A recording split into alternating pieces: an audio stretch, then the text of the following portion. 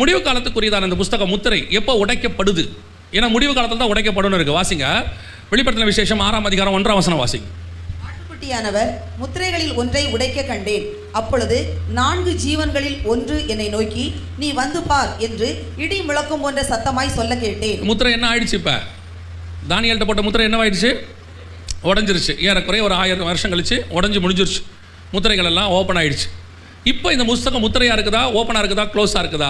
வாசிங்க, வெளிப்படுத்தல் 22:10 வாசிங்க. 22:10. பின்னும் அவர் என்னை நோக்கி, இந்த புஸ்தகத்தில் உள்ள தீர்க்க தரிசன வசனங்களை முத்திரை போட வேண்டாம், காலம் சமீபமாய் இருக்கிறது. முடிவு காலம் மட்டும் முத்திரை போடுனாரு தானியேல்ட்ட. யோவான்ட்ட சொல்றாரு காலம் சமீபமாயிற்று, முத்திரை போட வேண்டான்ட்டார். அப்படின்னா எவ்ரிதிங் இஸ் ஓப்பன். இப்போ எல்லா காரியங்களும் வெளியரங்கமாக இருக்கிறது. அதை சபை உலகத்துக்கு போதிக்க வேண்டிய இடத்தில் இருக்கிறது. ஏன்னா வெளிப்படுத்தின விசேஷ புஸ்தகம் யாருக்கு சொல்லப்பட்டது? ஆவியானவர் சபைகளுக்கு சொல்லுகிறதை காதுள்ளவன் கேட்க கடவன். புஸ்தகத்தை யாருக்கு எழுத சொன்னார் ஆண்டவர்னா, ஆசியாவில் உள்ள 7 சபைகளுக்கு எழுதினார். ஸோ வெளிப்படுத்தின விசேஷ புஸ்தகம் முழுக்க முழுக்க யாருக்குரியது? சபைக்குரியது. அப்போ ஏன் சபைக்கிட்ட கொடுக்குறாரு? இதை சபை வாங்கி உள்வாங்கி ஆவியானவர் துணையோட இதை கொண்டு போய் ஜனங்களுக்கு கொடுக்கணும். இதை சீல் பண்ண வேண்டிய அவசியம் இல்லைன்னு சொல்லிட்டார். இப்போ நாம் கடைசி காலத்தில் முடிவு காலத்துக்குரியதான சில காரியங்கள், இப்போ இருக்க டெக்னாலஜியோடைய டெவலப்மெண்ட் அல்லது இப்போ இருக்கிற கண்டுபிடிப்புகள் என்னென்னலாம் இருக்குன்னு 1-2 மாத்திரம் இப்போ இருக்கிற டைமில் வந்து நம்ம பார்த்துட்டு முடிச்சிருவோம். முதலாவது வாசிங்க, ஒரு வித்தியாசமான வசனம் பைபிளில் இருக்கு பாருங்க. வெளிப்படுத்தின விசேஷம் 9ஆம் அதிகாரம் 6வது வசனத்தை வாசிங்க பார்ப்போம். 9:6. அந்நாட்களில் மனுஷர்கள் சாவை தேடியும் அதை காணாதிருப்பார்கள், சாக வேண்டும் என்று ஆசைப்படுவார்கள், சாவோ அவர்களுக்கு விலகி ஓடிப்போ. அந்நாட்களில் மனுஷர்கள் சாவை தேடியும் அதை காணாதிருப்பார்கள், சாக வேண்டும் என்று ஆசைப்படுவார்கள். இந்த வசனம் வித்தியாசமா இல்ல? மனுஷர்கள் சாக வேண்டும் என்று எந்த காலத்துல நடக்குமா? அது மனுஷங்க சாக ஆசைப்படுற காலம் ஏதாவது இருக்கா? ஒரு காலத்திலும் மனுஷர்கள் சாக என்ன செய்ய மாட்டாங்க? ஆசைப்படவே மாட்டாங்க. இந்த வீட்டில் இருக்கிற சகோதரிகள் என்ன பண்ணுவாங்கன்னா, ஏதாவது ரொம்ப கோவம் வந்து பிரச்சனை வந்துருச்சுன்னு வச்சுங்க, பேசாமல் இந்த வீட்டில் இருக்கிறதுக்கு என்ன பண்ணலாம்? செத்து தொலைலாம்பாங்க. என்னைக்காவது கூப்பிட்டு பார்த்துருக்கீங்களா அவங்கள? சொன்ன உடனே சரி வாங்க போவோம், ரொம்ப ஆசைப்பட்றீங்க, ரொம்ப நாளாக சொல்லிக்கிட்டே இருக்கிறீங்க. சிலர்லாம் அது ஒரு பொழப்பாக வச்சு பயமுறுத்திட்டே இருப்பாங்க. நான் பேசாமல் எங்கேயாவது போய் காணாமல் போக போகிறேன். அந்த ஆளும் அந்த நாளுக்காக வெயிட் பண்ணிகிட்டே இருப்பான். என்ன ஆண்டவரே, இந்த வாக்குத்தத்தம் நிறைவேறவே இல்லையே, இது சொல்லிகிட்டே இருக்குதே, இது ஒன்றும் நடக்கவே மாட்டேங்குது அப்படின்னு சொல்லி. என்னைக்காவது அவங்க சாகும்போது பார்த்துருக்கீங்களா? சாக மாட்டாங்க, சொல்கிறதே சாக மாட்டாங்க. அவங்க அதில் ஒரு பெரிய கிருபை இருக்குது. இந்த சொல்கிறாள் இருக்குல்ல, அதை அமுச்சு வச்சு தான் போகும். இந்த கேட்குறவன் திடீர்னு கேட்டுகிட்டே இருக்கான், ஒரு நாள் பட்டுன்னு போயிடுவான். இந்த சொல்கிறாள் மேக்ஸிமம் போகாது. சாகிற ஆசை யாருக்கும் என்ன செய்யாது? வராது. தமிழ்நாட்டு ஹிஸ்ட்ரியில் பார்த்தீங்கன்னா 92 வயசானாலும் சாகாத ஆட்கள்லாம் இருக்குது. அவங்க நீங்கள் போய் பாருங்கள், சாகிற நேரம் வந்தோடனே என்றைக்காவது கேட்டு பார்த்துறீங்களா? யாரையாவது காதில் போய் ரொம்ப கஷ்டப்படுறீங்களே, போயிட்டு வரீங்களா அப்படின்னு சொல்லி அவங்க என்ன சொல்லுவாங்க? ஏன் நான் போகணும்? இத்தனை நாள் உன்னை நான் காப்பாற்றிருக்கிறேன், எவ்வளோ கஷ்டப்பட்டு. 92 ஆனாலும் வெண்டிலேட்டரில் வச்சு காப்பாற்றணும் தான் நினைக்கிறோமே ஒழிய சாகணுங்கிற ஆசை என்றைக்காவது வருமா? வராது. யாருக்கும் வராது. மனுஷனுக்கு மட்டும் இல்லை, உயிர் யார் யாருக்கெல்லாம் இருக்குதோ யாருக்குமே சாகிற ஆசை வராது. ஏன்னா உயிர் ஆசைன்னு பேர் அதுக்கு பேர். ஆனால் இந்த வசனம் சொல்லு பாருங்க, ரொம்ப பெக்குலியரான வசனம். மனுஷர்கள் சாக வேண்டும் என்று ஆசைப்படுவார்கள். அது எந்த காலம் அப்படின்னா அதில் ஒரே ஒரு ஹிண்ட் தான் இருக்குது. 9ஆம் அந்த வசனம் ஆரம்பிக்கும் போது அந்நாட்களில் அப்படின்னு இருக்குது. எந்நாட்களில் அப்படின்னா இது 9ஆம் அதிகாரத்தில் நடக்குது. இது உபத்திரவ காலத்துக்குரியது. அதாவது 7ஆம் அதிகாரத்தில் 9ஆம் வசனத்தில் சபை பரலோகத்துக்கு போயிடுது சிங்காசனத்துக்கு முன்பாக. 8ஆம் அதிகாரத்தில் இருந்து உபத்திரவம் ஆரம்பிக்குது. அந்த உபத்திரவத்தின் உச்சம் அப்படி இல்லை, லெவல் இன்க்ரீஸ் ஆக ஆக மனுஷர்களுடைய மனுஷர்களுக்கு உபத்திரம் வர வர வர அந்த நாட்களில் இருக்கிற மனுஷங்க என்ன செய்வாங்களாம்? சாக வேண்டும் என்று. ஏன்னா சூசைட் பண்ணிக்க முடியாது. எந்த காலத்தில் சூசைட் பண்ணாலும் நடக்கும் தான். அது கிருபையின் காலத்தில் பண்ணாலும் நடக்கும் தான், நியாயப்பிரமாண காலத்தில் பண்ணாலும் நடக்கும் தான், உபத்திரவ காலத்தில் பண்ணாலும் நடக்கும் தான். சூசைட் என்னைக்கு பண்ணாலும் நடக்கும் தான். அப்போ அவங்க சூசைடும் பண்ண முடியாது, அதே நேரத்தில் மரணமும் வராது. சாக ஆசைப்படுவாங்க. இதெல்லாம் நடக்குமா அப்படின்னு கேட்டிங்கன்னா 1936லேருந்து 43 வரைக்கும் ஜெர்மனியில் ஹிட்லர் வந்தாப்புல 60 லட்சம் யூதர்களை கொலை செய்தார். அந்த நாட்களில் பார்த்தீங்கன்னா யூதர்கள் பட்ட பாடு. ஒரு 5 வருஷத்துக்கு முன்னாடி ஜெர்மனியோடைய கண்ட்ரோல் யூதன் கையில் இருந்துச்சு. 5 வருஷத்தில் நிலைமை தலைகீழாக மாறுச்சு. இந்த 5 வருஷத்துக்குள்ள யூதர்கள் நடுத்தருக்கு வந்துட்டாங்க. எந்த லெவலுக்குன்னா, ஜெர்மனியில் அவ்வளோ குளிர் இருக்குமா, கோட்டு போடுறதுக்கு அவங்களுக்கு அனுமதி கிடையாது. லெதர் கோட் அவங்க போடக்கூடாது, ஒன்லி ஜெர்மனி மக்கள் தான் போடணும், ஒரு சட்டமே வந்துச்சு. அந்த அளவுக்கு கொடுமை. ஒரே 5 வருஷத்துக்குள்ள சாவை தேடுகிற இடத்துக்கு அவங்க வந்துட்டாங்க. இவன் கையில் மாட்டிட்டு, ஹிட்லர் காலத்தில் மாட்டிக்கிட்டு முழிக்கிறத விட, ஏன்னா டெய்லி ஒரு சட்டம் வரும், என்ன வரும் தெரியாது, திடீர்னு ஒரு நாள் வரும், யூதர்கள் யாரும் வண்டிகளில், அதாவது குதிரை வண்டிகளில் எதுலையும் போகக்கூடாது, நடந்தான் போகணும். அடுத்த நாள் திடீர்னு ஒரு சட்டம் வரும், யூதர்கள் யாரும் தங்கத்தை வைத்துக் கொள்ளக்கூடாது, உடனடியாக கொண்டு போய் ஒப்படைக்கணும், வச்சிருக்கிறவனுக்கு தண்டனை. இந்த மாதிரி டெய்லி வர வர வர அந்த நாட்களில் ஜனங்க எப்படி நினச்சாங்களாம், பேசாமல் இவங்ககிட்ட இருக்கிறதுக்கு மரணம் வந்துட்டா நல்லா இருக்குமே அப்படின்னு சொல்லி. ஒரு கூட்டம் ஐயோ சாக போகிறோமேன்னு பயம் ஒரு பக்கம். இதெல்லாம் வந்த இந்த சர்வாதிகாரிகள் இருக்கிறாங்க பாருங்கள், பைபிளில் இருக்கிற நிம்ரோதில் ஆரம்பித்து நம்ம கண்ணுக்கு முன்னாடி இருக்கிற ஹிட்லர், ராஜபக்ஷ வரைக்கும் இவர்கள் எல்லாருமே சாத்தானுடைய தூதர்கள் மாதிரி. இவங்கெல்லாம் தூதர்கள். ஆனால் இப்போ ஒரு உபத்திரவகாலம் வரப்போது அவன் யாருன்னு கேட்டிங்கன்னா சாத்தானுடைய மகன்னு பைபிள் சொல்லுது. 2 தெசலோனிக்கேயர் 2ஆம் அதிகாரம் 3வது வசனத்தை வாசிங்க. 2 தெசலோனிக்கேயர் 2:3 வாசிங்க. எவ்விதத்தினாலும் ஒருவனும் உங்களை மோசம் போக்காதபடிக்கு எச்சரிக்கையாக இருங்கள், ஏனெனில் விசுவாச துரோகம் முந்தி நேரிட்டு கேட்டின் மகனாகிய. கேட்டின் மகன் அப்படின்னா என்ன அர்த்தம்? சகல கேடுகளுக்கு பிதா யாருன்னா பிசாஸ். அவனுடைய பையன் வரப்போறான். இதுவரைக்கும் உலகத்தில் வந்த அத்தனை சர்வாதிகாரிகளும் பிசாசினுடைய தூதர்கள் மாதிரி, அவனால் ஏவப்பட்டவர்கள். இப்போ வரப்போறவன் பிசாசினுடைய மகன் மாதிரி. நம்ம பைபிளில் நீங்கள் பார்த்துருப்பீங்க, மோசேலேருந்து ஆபிரகாம்லேருந்து எல்லாருமே தேவனுடைய செய்தியை கொண்டு வந்தவர்கள். ஆனால் தேவனுடைய குமாரனாக இயேசு வெளிப்பட்டார். அதே மாதிரி தான் பிசாசினுடைய தூதர்களாக இவங்கெல்லாம் இருக்கிறாங்க. ஆனால் பிசாசினுடைய மகனாய் ஒருத்தன் வரப்போகிறான். அவன் காலம்தான் பூமியில் இருக்கிறதுலையே கொடுமையான காலம். இயேசுவே சொல்கிறாரு, அந்த காலம் கொடுமையான காலம் என்று, ஒருவரும் தப்பி போகாத காலம் ஒன்று வருகிறதுன்னு சொல்கிறார். திடீர்னு ஒரு சர்வாதிகாரி, யூரோப்பியன் யூனியன் இப்போ வந்துருச்சு. யூரோப்பியன் யூனியன் 10 நாடுகள் கூட்டமைப்பு ரெடி ஆயிடுச்சு. லீடரை தேடிட்டு இருக்காங்க. அந்த லீடர் தான் ஆன்டி கிரைஸ்ட். அந்த லீடர் வரும்போது வேர்ல்டு வைட் மிகப்பெரியதான ஒரு டிக்டேட்டர்ஷிப், உலகளாவிய அப்படி வரும். அப்படி வரும்போது இவன் கையிலிருந்து தப்பிக்க வழியே இல்லை என்று ஜனங்கள் அந்த சிக்கி தவிக்கிற காலத்தில் தான் இந்த 9ஆம் அதிகாரம் சொல்லுது, அந்நாட்களில் மனுஷர்கள் சாவை தேடியும் காணாதிருப்பார்கள், சாக வேண்டும் என்று ஆசைப்படுவார்கள், சாவோ அவர்களுக்கு விலகி. அதில் இப்போ நீங்கள் பார்த்துட்டு இருக்கிற சில பாசிட்டிவான விஷயங்கள் அந்த உபத்திரவ காலத்தில் நெகட்டிவாக மாறும். எப்படி இப்போ இருக்கிற பாசிட்டிவ் இப்போ நெகட்டிவாக மாறும் அப்படின்னு கேட்டிங்கன்னா, இப்போ நீங்கள் இந்த மெடிசன், இந்த மருத்துவத்தினுடைய வளர்ச்சி இதெல்லாம் பார்க்கும்போது மனித குலத்துக்கு பயங்கர உதவி செய்கிற மாதிரி நீங்கள் நினச்சிட்டே இருக்கிறீங்க. ஆனால் கடைசி 5 வருஷத்தில் பாருங்கள், மனுஷங்க ஹாஸ்பிட்டல் போகிறத வெறுக்கிற காலம் தொடங்கியாச்சு. ஹாஸ்பிட்டலுக்கு போனாலே சொத்து போச்சுங்கிற அளவுக்கு நம்ம இன்றைக்கி வந்துட்டோம். அதுலேயும் தாண்டி வியாதிகள் அதிகமாக தொடங்கிருச்சு. இது ஒரு பக்கம் இருக்கட்டும். ஆனால் பைபிளில் சொல்லியிருக்கிற விஷயம் என்ன அப்படின்னு கேட்டிங்கன்னா, மனுஷனுடைய உயிர் எதில் இருக்குது? ரத்தத்தில் இருக்கிறது. லேவியராகமத்தின் புஸ்தகம் 17ஆம் அதிகாரம் 11வது வசனம் நினைக்கிறேன். வாசிங்க பார்ப்போம். லேவியராகமம் 17:11.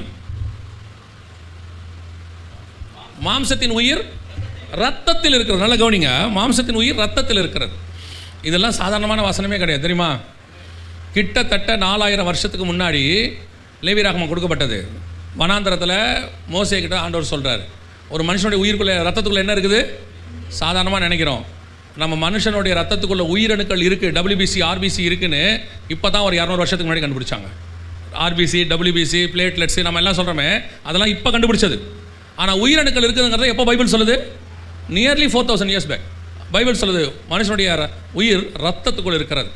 இப்போ இந்த உயிர் என்ன ஆக போகுதுன்னு கேட்டிங்கன்னா, WBC RBC உள்ள இந்த ரத்தம் மனுஷனுடையது செயற்கையாக மாறி மனுஷனை கண்ட்ரோல் பண்ணுற பிளட்டு கண்டுபிடிச்சாச்சு. இதுக்கு பேர் ஆர்டிஃபிஷியல் பிளட்டுன்னு பேர். இப்போ இருக்குது, இப்போ எல்லா இடத்துலையும் இருக்குது. இப்போ ஆக்டிவேட் ஆக தொடங்கிருச்சு. நல்லா கவனிச்சுக்கொள்ளுங்க. இப்போ உங்களுக்கு இருக்கிறவங்க தெரியாது, ஒரு 30 வருஷத்துக்கு முன்னாடி உள்ளவங்களுக்குலாம் நல்லா தெரியும். டிவியில் டெய்லி ரத்த தானம் பற்றி வந்துக்கிட்டே இருக்கும். இந்த ரத்தம் தேவைப்படுகிறது, அந்த ரத்தம் தேவைப்படுகிறது அப்படிலாம். இப்போ அப்படிலாம் இல்லை. அப்படி ஒரு கான்செப்டே இல்லை. ஹாஸ்பிட்டல்ஸில் மட்டும் வச்சிருக்காங்க பிளட் டொனேட் பண்ணுங்கன்னு சொல்லி. மற்றபடி வேறு எங்கேயுமே அந்த கான்செப்ட் வரதில்லை. என்ன காரணம்னு கேட்டிங்கன்னா, ஒரு பக்கம் பிளட் பேங்க்ஸ் பிளண்டியாக மாறிடுச்சு, இன்னொரு பக்கம் ஆர்டிஃபிஷியல் பிளட் இது இப்போ ரெடியாக இருக்குது. 2004 கொண்டாந்தாச்சு. ஆர்டிஃபிஷியல் பிளட்னா என்ன அப்படின்னு கேட்டிங்கன்னு சொன்னால், சும்மா சாதாரணமான ஒரு விஷயம். நம்ம சிலிக்கான் அப்படின்னு சொல்லுவாங்க, மண். சிலிக்கான்னா மண், வேற ஒன்றும் இல்லை. இந்த மண்ணை கெமிக்கலி மாற்றி நம்ம லேபில் கொடுத்து நம்ம ரத்தத்துக்கு ஈக்குவலாக மாற்றி வச்சுருக்காங்க. இது சும்மா சாதாரண ஒரு தண்ணியில் கலந்து நீங்கள் ஏற்றிக்கொள்ளலாம், யார் வேணாலும் ஏற்றிக்கலாம். அது எப்படிங்க? நம்ம ரத்தத்தில் தான் இந்த இதெல்லாம் இருக்குது, A positive, B positive, A negative, B negative குரூப்லாம் இருக்குது அப்படின்னு கேட்டிங்கன்னா, இந்த O பாசிட்டிவ்னு ஒன்று இருக்குது. யாருக்கா தெரியுமா உங்களுக்கு? அதுக்கு பேர் காமன் டோனார்னு பேர். யாருக்கு வேணாலும் என்ன செய்யலாம், அர்ஜென்ட்டுக்கு கொடுக்கலாம், காமன் டோனார். அந்த மாதிரி இது O பாசிட்டிவ் மாதிரி காமன் டோனார். அர்ஜென்ட்டுக்கு யாருக்கு வேணாலும் ஏற்றிக்கொள்ளலாம். 2004 இஸ்ரேலுக்கும் ஹிஸ்புல்லாவுக்கும் நடந்ததான யுத்தத்தில் இஸ்ரேல் ராணுவ வீரர்களுக்கு அடிபட்ட போது அவர்களுக்கு இந்த ரத்தம் தான் ஏற்றி சோதனை செய்யப்பட்டது. கிட்டத்தட்ட 72 மணி நேரம் உயிரை அது காப்பாற்றி இருக்குது. உயிர் போகாமல் நிறுத்தப்பட்டிருக்கு. இப்போ அது இன்னும் அட்வான்ஸ்ட் ஆகி மனுஷனுக்கு தேவையான பிளட் எல்லா இடத்துலையும் இப்போ ரெடியாக இருக்குது. சரி, இது என்ன செய்ய போகுது? அதான் ரொம்ப முக்கியம். இது என்ன செய்ய போகுதுன்னா, அடுத்து வரக்கூடிய உபத்திரவ காலத்தில் மனுஷனுடைய உயிர் போகாதபடிக்கு தடுத்து நிறுத்தக்கூடிய மூலப்பொருள் ரெடி, இப்போ ஆர்டிஃபிஷியலி ரெடியாக இருக்கிறது. இதனுடைய டெவலப்மெண்ட் எங்கே போயிடுச்சு அப்படின்னு கேட்டிங்கன்னா, ஆர்டிஃபிஷியல் ஹார்ட்லேருந்து ஆர்டிஃபிஷியல் பிரெயின்லேருந்து எல்லாமே ரெடியாக இருக்குது. அத்தனையும் ரெடி. இப்போ இதனுடைய என்ன ஆக போகுது, நீங்கள் சாக நினச்சா கூட, இப்போ நாம் சாக நினச்சா அதுக்கு ஆல்டர்னேட்டாக நமக்கு ஸ்ட்ரென்த் வைக்கிறாங்க, ஆர்டிஃபிஷியல் ஹார்ட் வைக்கிறாங்க, இப்போ ஆர்டிஃபிஷியல் லிம்பு வைக்கிறாங்க. இதெல்லாம் நம்ம நல்லதாக நினச்சிட்டே இருக்கிறோம். அப்பா யூஸ்ஃபுல்லாக இருக்குன்னு. ஒரு காலத்தில் இது எல்லாமே அகைன்ஸ்டாக மாறப்போகுது. மாறி அன்னைக்கு உபத்திரவ காலத்தில் சாக விடாமல் தடுத்து நிறுத்தக்கூடிய காரியத்தை இது செய்ய போகுது. எங்கே பார்த்தாலும் ஆம்புலன்ஸ் ரெடியாக இருக்கும், எல்லாம் இருக்குது. இப்போ நமக்கு யூஸ்ஃபுல்லாக இருக்குது, இப்போ யூஸ்ஃபுல், அதில் மாற்றுக்கிறதே இல்லை. ஆனால் உபத்திரவ காலத்தில் இது என்னவோ மாறும். ஒரு விஷயத்தை நல்லா புரிஞ்சுக்கொள்ளுங்க. நான் சொல்கிறது பைபிளில் இருந்தான். ஒரு மனுஷனை பூமிக்கு கொண்டு வரதுக்கு கரெக்டாக டைம் ஃபிக்ஸ் பண்ணார், கரெக்ட் தானே? அதே மாதிரி கொண்டு போகிறதுக்கும் டைம் ஃபிக்ஸ் பண்ணியிருக்கிறார். ஏன்னா நம்முடைய ஜீவன் யார் கரத்தில் இருக்கிறது? அவருடைய கரத்தில் இருக்கு. வர்றதுக்கு எப்படி சந்தோஷமாக வந்தோமோ போகிறதுக்கும் அதே சந்தோஷமாக போயிடணும். இன்றைக்கி நமக்கு அந்த ஆசை மட்டும் வராது. நாம் என்ன நினைக்கிறோம், எப்படியாவது காப்பாற்றிடணும்னு முடிவு பண்ணி அதுக்கு எது உதவி செய்து?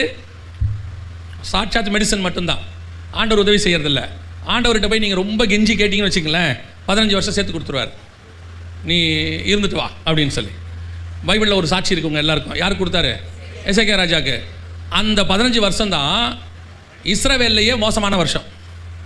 அந்த 15 வருஷத்தில் தான் எசேக்கியா ராஜா பாபிலோன்காரங்களுக்கு ஊர் சுற்றி காட்டுவார். அப்போ தான் அந்த சாபம் வரும், உன்னுடைய தேசம் அவர்கள் கைக்கு போகணும்பார். அந்த 15 வருஷத்தில் தான் மனாசேங்கிறதான மோசமான ராஜா பிறந்தான். இஸ்ரவேலிலே அவனை போல மோசமான ராஜா இல்லைன்னு இருக்கும். இந்த 15 வருஷத்துக்கு முன்னாடியே கூப்பிட்டார் அவரை, தம்பி நம்ம வா போகலாம். அப்பயே போயிருந்தால் பிரச்சனை சால்வ்டு. பல நேரத்தில் போகும்போது விட்றதில்லை, இல்லை விடமாட்டோம், நீங்கள் எங்கள் அப்பாவுக்கு இன்னும் 10 வருஷம் கூட்டி கொடுமாண்டவரே, கன்ஃபார்மாக கேட்குறீங்களான்னு கேட்பார் ஆண்டவர். இவன் அழுது கேட்பான். அந்த 10 வருஷத்தில் 5 வருஷம் கழிச்சு இவனே ஜோம் பண்ணுவான், எப்படியாவது எங்கள் அப்பாவை எடுத்துருங்க, என்னால் முடியல. ஏன்னா அவர் வைக்கிற செலவும் அவர் பண்ணுற சேட்டையும் அதுக்கப்புறம் இவனால் தாங்கவே முடியாது. அதனால தான் அவரே ஃபஸ்ட்டே நிம்மதியாக கூப்பிட்டு போவார்.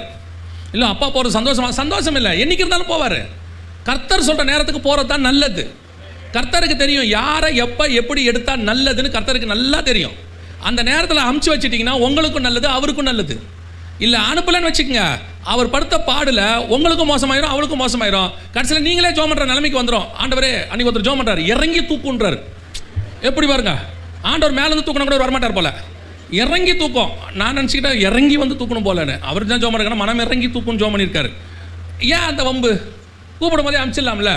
அதான் இன்றைக்கி நிறைய பேரோட சேட்டை. நல்லா கவனிச்சுக்கொள்ளுங்க. கர்த்தர் நமக்கு வர்றதுக்கு வச்சா மாதிரியே போகிறதுக்கு என்ன வச்சுருக்காரு? ஆமாம், அது எத்தனை வயசோ 60, 70, 80 அது அவங்களுக்கு ஆண்டவர் வச்சுருக்கிறது. நம்ம என்ன பண்ணுறோம், அதை எக்ஸ்டெண்ட் பண்ண முடியலையா, அப்படியே மெடிக்கலுக்கு போய் அங்கே போனால் அவங்க என்ன பண்ணுவாங்க தெரியுமா, இந்த வெண்டிலேட்டர் ஒன்று வச்சிடுறாங்க. இந்த வெண்டிலேட்டரில் கடைசி என்ன நடக்கணும் தெரியுங்க, கேட்டிருக்கீங்களா? ஒரு அசைவம் இருக்காது, உயிர் மட்டும் இருக்குதும்பாங்க. அவங்க ஒரு 3 நாள் வச்சுருப்பாங்க, அதில் 3 லட்ச ரூபா காலி ஆகிடும். 4வது நாள் நம்மளை அவங்க கேட்பாங்க, இதுக்கு மேலே ஒன்றும் பிரயோஜனம் இல்லை, உயிர் மட்டும் இருக்கிறது, நீங்கள் சொன்னால் வெண்டிலேட்டரை எடுக்கிறோம், இல்லைனா வச்சுக்கிறோம் அப்படிம்பாங்க. எந்த பையனாவது சொல்லுவானா பரவாயில்ல எடுத்துருங்கன்னு? அப்புறம் டாக்டர் சொல்லுவார், நீங்கள் 45,000 ரூபா பில் கட்டிட்டு வந்துருங்க. அவன் சொல்லுவான் எடுத்துருங்க. அதுக்கு மட்டும் சொல்ல மாட்டான். 45,000 பில் இடனா ஆட்டோமேட்டிக்காக என்ன வந்துடும், ஏன்னா அடுத்த நாள் இருந்தாருன்னா அடுத்த 45. எதுக்கு சொல்கிறேன்னா, கர்த்தர் நம்மளை கூப்பிடும் போது போகிறது தான் நல்லது. இந்த மெடிசன் என்ன பண்ண தெரியுமா, அதை எக்ஸ்டெண்ட் பண்ணுறன்ற பேரில் பல நேரங்களில் நம்மளை உபத்திரவத்துக்குள்ளே நடத்திடுது. மெடிசன் எடுக்கிறது எடுக்காதது உங்கள் இஷ்டம், நான் அந்த இடத்துக்கே வரல. நீங்கள் உங்கள் விசுவாசத்தின் அடிப்படை நீங்கள் எடுத்து, ஏன்னா நான் நேற்று காலையில் கூட பேசியிருந்தோம், நம்முடைய ஜபம்லாம் இப்போ வித்தியாசமாகிடுச்சு. முந்தி சுகமாக்கும் ஆண்டவரேன்னு ஜோம் பண்ணிக்கிட்டு இருந்தோம். இப்போ அந்த ஜபமே இல்லை. ஆப்ரேஷன் பண்ணுற டாக்டருக்கு ஞானத்தை கொடுக்கும் ஆண்டவரேன்னு ஜோம் பண்ணுறான். எப்படி அவன் பேஷண்ட்டை விட்டான் ஜோம் பண்ணுறது, இப்போ டாக்டருக்கு ஜோம் பண்ணிட்டு இருக்கான். முந்தி நம்ம பேஷண்ட்டுக்கு தானே ஜோம் பண்ணுவோம், கத்தாவே இவரை காப்பாற்றோன்னு. இப்போ அப்படி ஜோம் பண்ணுறது இல்லை. அவன் என்ன ஜோம் பண்ணுறான் தெரியுமா, ஆண்டவரே அந்த ஆப்ரேஷன் பண்ணுற டாக்டருக்கு நல்ல ஞானத்தை கட்டளையிடுங்க, ஆப்ரேஷன் சக்ஸஸ்ஃபுல்லாக ஆண்டவர் பார்க்குறாரு. ஏன்டா இவ்வளோ கஷ்டப்பட்டு ஜோம் பண்ணுற, அதுக்கு இந்த ஆள் சுகமாக்கும் ஜோம் பண்ண நான் பண்ணிடுவேனே. அந்த விசுவாசம் இப்போ நமக்கு இல்லை பாருங்க. நம்ம விசுவாசமே மெடிசன் மேலே போயிருச்சு. அதனால தான் மனுஷகுமாரன் வரும்போது விசுவாசத்தை காண்பாரோ, இப்போ அந்த இடத்துக்கு நம்ம வந்துட்டோம். ஸோ இந்த மெடிசன் எல்லாம் சேர்ந்து என்ன பண்ண போது தெரியுமா, சாக விடாமல் தடுத்து நிறுத்துற காரியம் ஸ்டார்ட் ஆயிருச்சு ஆல்மோஸ்ட். இனி நீங்கள் நினச்சாலே இப்போ சாக முடியாது. 1 மணி நேரத்துக்குள்ளே ஹாஸ்பிட்டலுக்கு கொண்டு போயிட்டீங்கன்னா உங்களை உயிர் காப்பாற்றிடுவாங்க. அதுக்கப்புறம் டாக்டர் சொல்லும் போது தான் உங்களுக்கு போகும், வெண்டிலேட்டர் வச்சுருவாங்க. டாக்டராக டிசைட் பண்ணணும் உங்களுக்கு வேணாமா இருக்கட்டுமா போகலாமான்னு. சாவை தேடியும் காணாதிருப்பார்கள். அந்த இடத்துக்கு பூமி வந்துருச்சு. இன்னும் இது இன்னும் எக்ஸ்டெண்ட் ஆகும். அப்படியே டெவலப்மெண்ட் ஆக ஆக ஆக ஒரு நாள் உபத்திரவ காலத்தில் அவர்கள் சாக நினைத்தாலும் சாக விடாத காலம் ஒன்று வரப்போகிறது. ஸ்பிரிச்சுவலி ஆண்டவர் சொன்ன எல்லா காரியங்களும் கண்களுக்கு முன்பாக 100% நிறைவேறிக்கொண்டே இருக்கிறது. இனி காலம் செல்லாது.